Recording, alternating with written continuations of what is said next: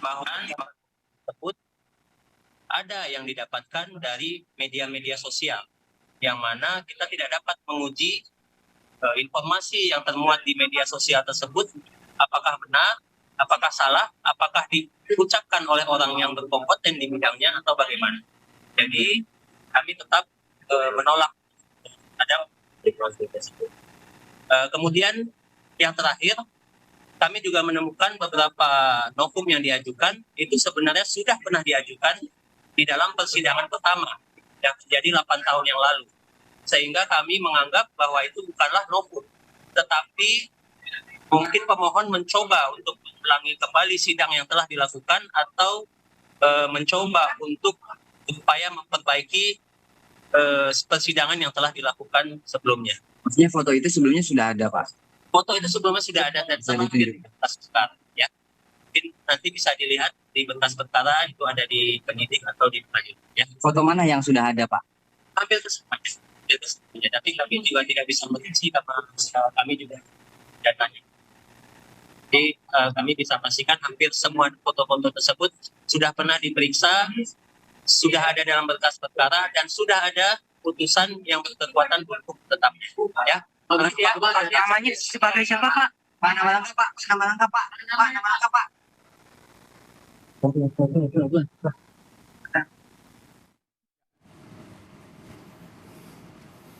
Tadi kita menyimak pernyataan dari tampaknya dari pihak kejaksaan ya, Mas Edi ya. Ini kuasa hukum dari pihak kejaksaan mengatakan memang banyak sekali novum-novum yang dihadirkan dari media sosial sepertinya. Katanya yang dijadikan novum dan sepertinya tidak ditanggapi dengan serius juga sebenarnya oleh pihak kejaksaan. Memang begitu, seharusnya maksudnya fakta-fakta seperti ini apakah juga bisa dijadikan alat bukti baru begitu?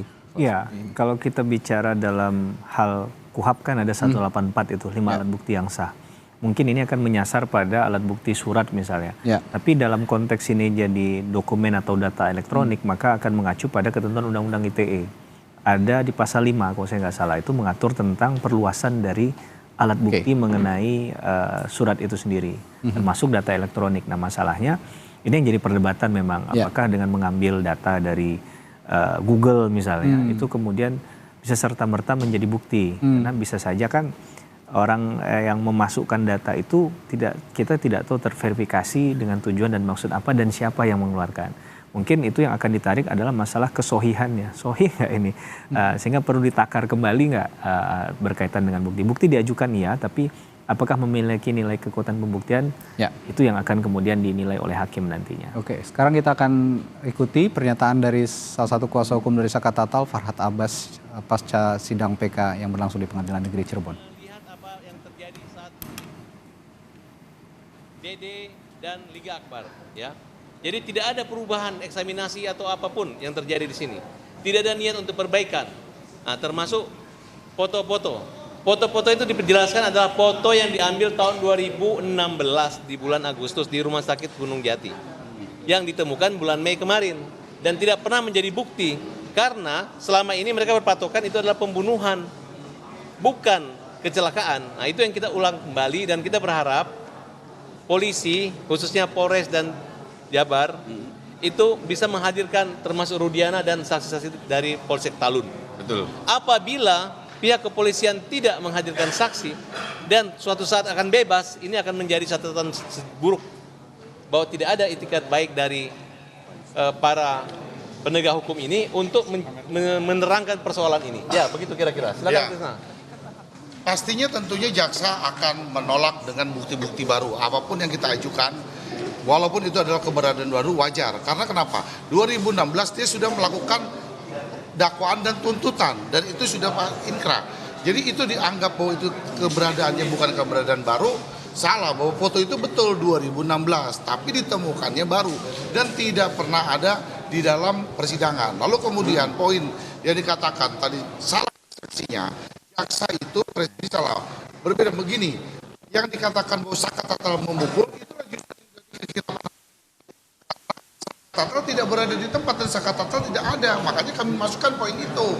Bukan Saka Tatal mengakui bahwa adanya terjadinya dia melakukan pemukulan sekali, terus timbul 3. Justru kenapa penerapannya salah? Terjadinya pasal 340 itu dianggap Saka Tatal memukul sekali. Nah, makanya kami masukkan poin itu untuk dianulir nanti di Mahkamah Agung bahwa itu adalah salah kekilapan hakim di situ. Bang, itu minggu depan Dipertegas lagi bahwa Saka Tatal tidak ada di TKP. Gitu. Bagaimana kalau ada kalimat bahwa lu menuduh memukul, nih logika. Dia menganggap pembunuhan berencana mengakibatkan matinya Eki dan Pina. Hanya gara-gara satu pukulan, mukul siapa? Kan mukul si Eki saja, nggak memukul Pina. Sehingga kita argumentasi seperti itu, jaksa mengatakan bahwa kita mengakui. Padahal kita tidak mengakui, karena dari awal kita katakan bahwa yang namanya Saka Tatal tidak pernah hadir di TKP tersebut. Dan saksi-saksi yang meringankan ini dikesampingkan. Mulai dari awal pledoi dikesampingkan. Memori banding dikesampingkan. Nah, itulah silakan Bu Sitin bicara. Minggu depan bisa dihadirkan saksi-saksi dari Saka Tatal. Kalau misalnya tadi dalam ini menyatakan itu ada di dalam berkas, Saka juga memahami apakah betul foto-foto yang ditampilkan 1 sampai 5 itu pernah dihadirkan di persidangan. Tidak pernah dihadirkan dalam persidangan foto Saka Tatal. Foto itu betul diambil pada saat kejadian. Tetapi Selis mengetahuinya bulan Mei 2024. Jadi foto itu tidak pernah dihadirkan di persidangan. Saka, bener nggak? Pernah ngeliat nggak foto itu di persidangan? Jadi kalau foto itu sebenarnya di persidangan itu tidak pernah muncul. Jadi cuma hanya dijeberkan baju semua. Maju dikit. Saka pernah lihat foto itu nggak? Tidak. Jadi foto yang tadi Saka itu tidak pernah lihat di dalam persidangan. Jadi di persidangan itu cuma menjeberkan baju korban yang termasuk itu bajunya Eki. Jadi kalau foto-foto itu tuh nggak ada sama sekali Pas persidangan. di persidangan. Nah, jadi catatan saja begini bahwa foto-foto laka lalu lintas saat itu yang menerangkan posisi keadaan mayat ya itu tidak pernah dihadirkan di persidangan. Itu yang kita akan menyesuaikan dengan argumentasi di peninjauan kembali, memori peninjauan kembali.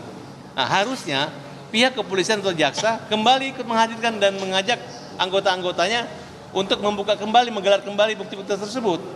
Sebab jika itu terbukti dan logis, berarti tidak ada terjadi pembunuhan. Itu murni kecelakaan, kan kira-kira seperti itu ya. Jadi apapun yang didalilkan ataupun yang dijawab oleh jaksa hari ini, nggak apa-apa.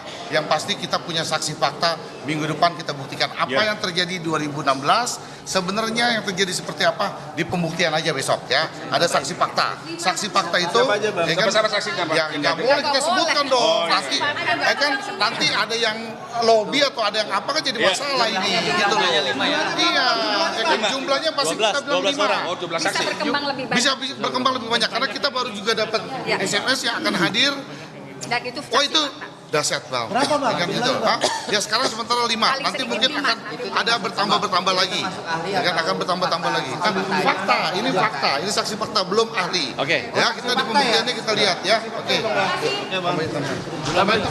Saya tambahin sebentar kawan-kawan, tambahin sebentar.